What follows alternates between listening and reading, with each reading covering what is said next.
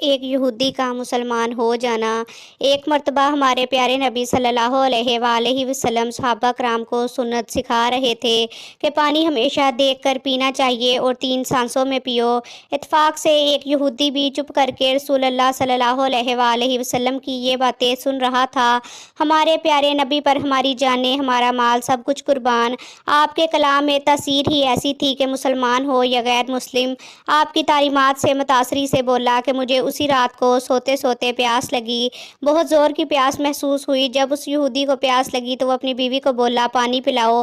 وہ چراغ روشن کر کے بیوی بولی آپ کیسے ہیں؟ چراغ بجھا چکی ہوں، رات کا وقت ہے، کیا دے کے پانی پلاؤں؟ ایسے ہی پی لیجئے، پانی تو صاف ستھرا ہوتا ہے گھر کا۔ ہمارے یہودی کو بہت غصہ آیا، بیوی سے بولا کہ چراغ جلاؤ اور روشنی میں مجھے دیکھ کر پانی پلاؤ۔ بیوی جھک جھک کرتی اٹھی، سمجھی کہ شوہر پاگل ہو گیا ہے۔ آخر یہودی خود اٹھا، چراغ روشن کیا۔ چراغ کی روشنی میں اس کی بیوی نے دیکھا کہ اندھیرے میں وہ جو پانی اپنے شوہر کے لیے لائی تھی اس میں سیاہ بچھو تیر رہا ہے۔ یہودی بھی دیکھ کر حیران رہ گیا، اس پانی میں سیاہ بچھو تیر رہا ہے۔